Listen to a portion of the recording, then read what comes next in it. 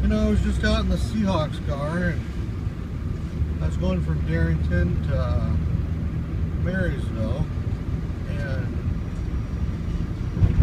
thought I'd do a little video record. Right here is the beginning of the Oso mudslide, if anybody's interested. This is exactly where it ended on the east side.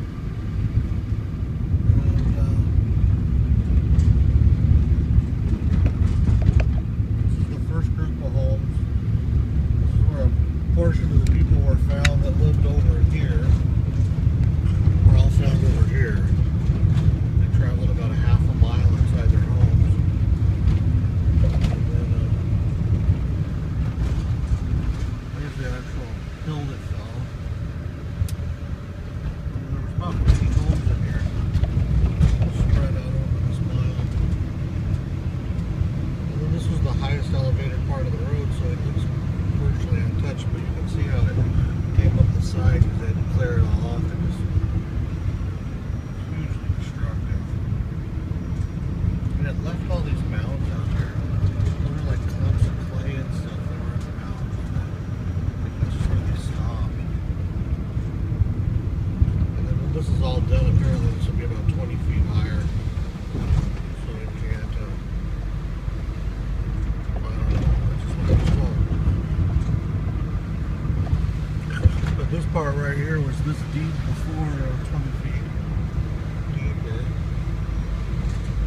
And all of the people, there's a flag up there, and I really can't see with my camera, so I'll just hold it up there. But over here is where all the bodies were found. And over there is where the slide was. So, again, they traveled about a half a mile. Very destructive. It's really awful. A girlfriend of mine lost her daughter and her mother and father. They live right, we just drove past them. It's horrible. And this is what they call Skaglin Hill. There's the summit camera back there. It's on the ground. Now, I think this is what everybody thought fell initially that lived around here.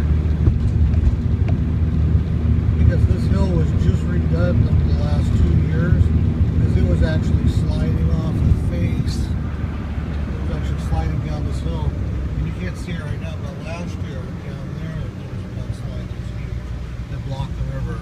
But they put this retaining wall in right here because this piece of hill was actually sinking enough that while they were working on it, or while they were trying to find the fix, that they would come over and actually just put pavement over the area that slid to raise it back up so we could drive on it. And that retainment wall was corrected it, and then we had to do it again. So, yeah, it's amazing.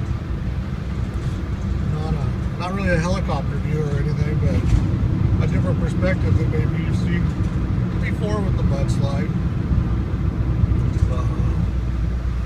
Yeah, pretty horrendous. I can leave the camera on here for another second here. So they call it the Oso mudslide because I think the Oso department really came to it.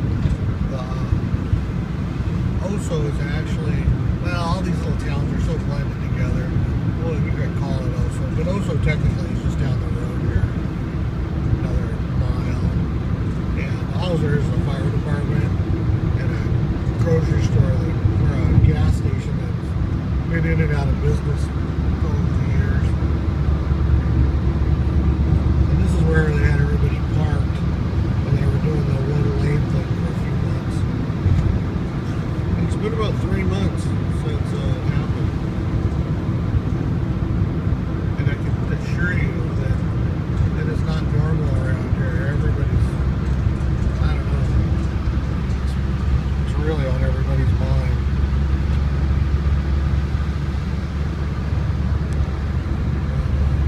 It's beautiful country out here, but it's all steep hills and a lot of helicopter logging and stuff. I don't think anybody should be fooled at all. It definitely is caused from logging. I just don't think it was neglect or negligence on anybody's part. It just simply, that kind of logging had never had a landslide or mudslide where anybody had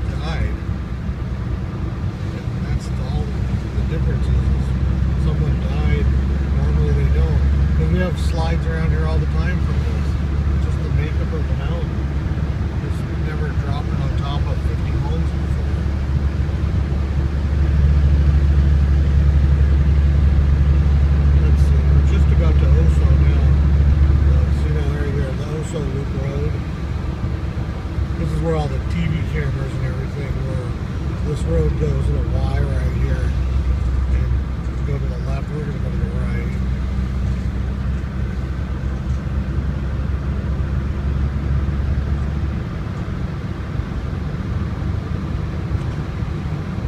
I didn't shoot any video previously because I just wasn't sure. It just didn't feel right to post up video on it, but now that everybody's had their memorials and stuff, it's part of life, and a lot of people are interested in what it looks like.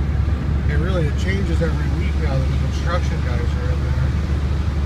So I'd shoot a little video before it's all grown up. Even the seeds that have landed that are taken off and growing, the grasses and stuff, it'll probably virtually look gone probably next year sometime or the following year.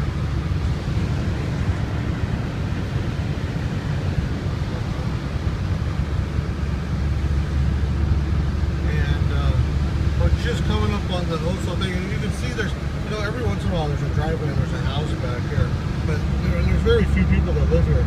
I think they said in the whole area there's only 150 houses or something, 90 houses or something. Or maybe there's 90 houses in the town of Oso. Like I said, those houses that got through the mudslide, they technically weren't in Oso, so it's kind of weird. They just kind of give it a name, I guess. Here's where the president came and met with the families that had passed away. There's actually a little chapel. It's up here, right there. And then the fire department, where everybody saw him on TV when he was here, which was a huge deal. Having the president come to your town is a big, giant deal. And it may not seem like it, but when he comes to your town and it's this small and everybody can fit inside one building, it's a huge freaking deal. So here's the Oso Fire Department. This is where they ran everything from. Pretty amazing stuff. We don't have a natural disaster very often in our community. Most people never will. But I thought I'd do a quick film. I was driving through there.